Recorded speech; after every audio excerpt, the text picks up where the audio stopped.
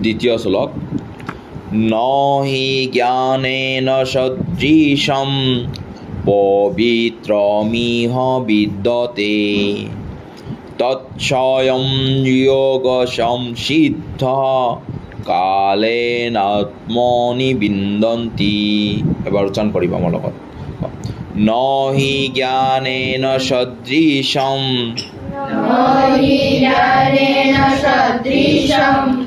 পবিত্ৰমিহ বিদ্যতে